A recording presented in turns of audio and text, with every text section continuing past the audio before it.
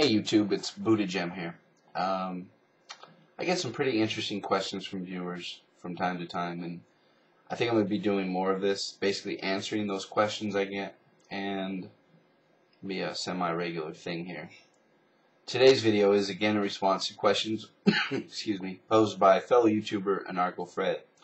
Anarkofred is a excuse me, is a market anarchist from Quebec, so let's get to the questions. He asks, considering the wage system and wage slavery. On the one hand, producing, selling of goods, and on the other hand, selling or renting labor force. What makes them both really different? Again, you cannot separate yourself from your labor force. So why not ask, what's the difference between selling goods and selling myself? Or renting myself? Well, if you believe humans should be free, which I believe, then there's a lot wrong with renting and selling ourselves. How can you be free if I'm renting you for 40 hours a week? For that 40 hours, you're my property. You no longer belong to yourself for that 40 hours. You belong to me. I will determine where you work, and how fast you work.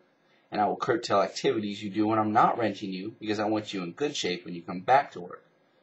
Take a look at the many rules employers have for their wage slaves outside of work. They dictate who you can and can't date, what types of physical activities you can engage in, and what types of substances you can put in your body. Does any of that sound like freedom? He goes on to pose an example. He says, if your neighbor's 12-year-old daughter produced handcrafted jewels and sell it, would it be legitimate? Nothing inherently wrong, you say. I agree. Nothing wrong with that. Okay. If your neighbor's 12-year-old boy offers you to mow your grass in exchange for a few dollars, would that be slavery? The problem here, anarkofred, is it should be noted that you didn't describe a wage system at all in your example. The boy in your example is asking for a fee, not a wage. There's a difference. He's asking for a fee in exchange for services rendered. That's not the wage system at all. In your example, I'll assume that the boy can determine when and how the job is to be done and can do it at his leisure. That's fine. So it's no wonder you're having trouble seeing the difference. With wage slavery, you rent a person for a particular period of time, and your goal is to get them to produce as much as possible within that time frame, hopefully over and above what you agreed to pay them for that time. So, to use your example, instead of agreeing that the boy will mow my lawn for, say, $20, I ask him if he'd like to mow lawns. I tell him I'll pay him $5 an hour. Let's just say it takes him approximately an hour to mow one lawn, and I charge my clients $20 for this service.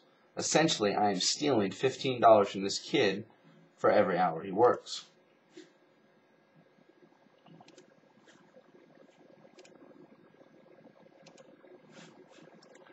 It should be noted that men and women in the factories of this country, at the dawn of the Industrial Revolution, had no problem seeing the wage system as a new brand of slavery. And that was without the radical influence of Bakunin or Marx. The wage system gives the illusion of freedom, but when you look closely at it, your choices are rent yourself or starve. That's not a choice, it's a threat. I'd encourage you to look into some of our labor history. A great book is The Industrial Worker by Norman Ware. Anarkofred goes on, what's so different about those situations? It seems to me that both are about the same. They both voluntarily produce goods or services for money. It seems the same because you didn't describe the wage system at all. Keep your eyes peeled. I'm going to do a video specifically on wage slavery.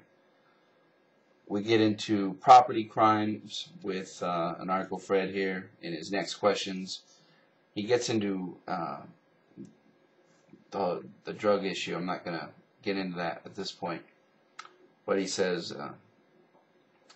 this is about the same thing with abolishing property rights. It won't stop robbery, theft, vandalism, etc.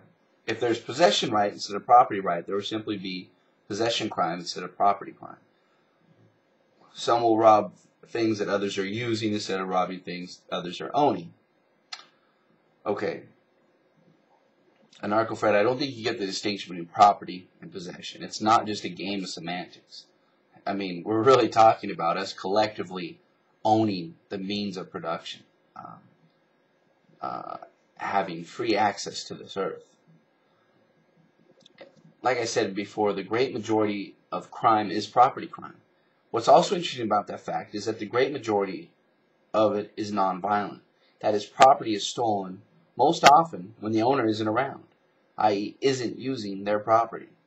A lot of your assumptions are exposed when you talk about things being limited in quantity. We are indoctrinated with this idea of scarcity, and it's kind of bred into us. There's just not enough to go around. It's certainly not the case.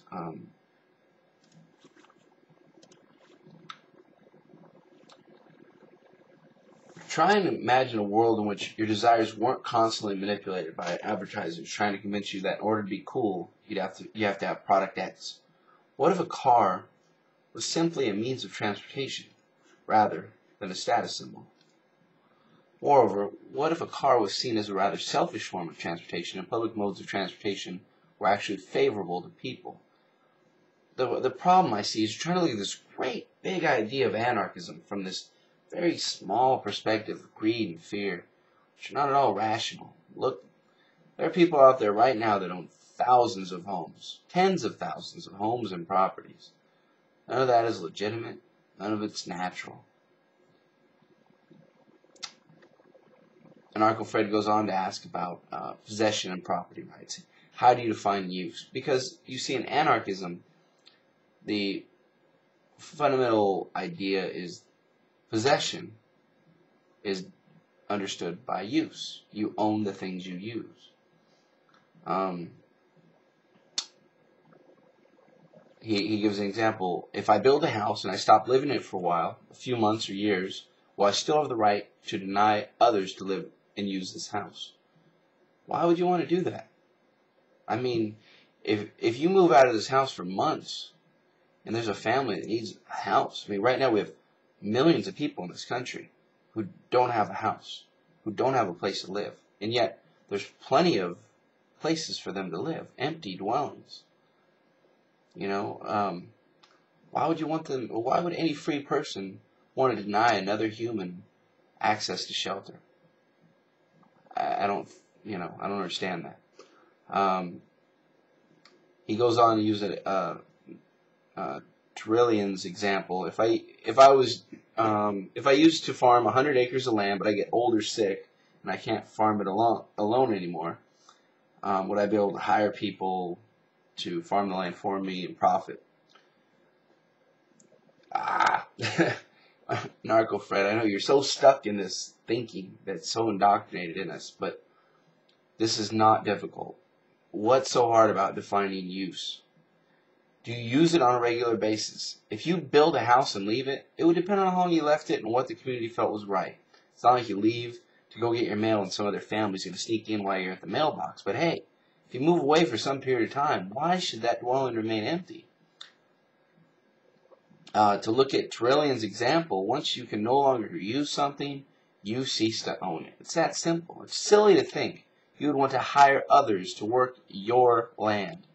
It's not your land. Think of how silly it is to think you could ever possibly own land. It's a crazy concept at best. You can use land, and when you can't use it, someone else will. It's very simple.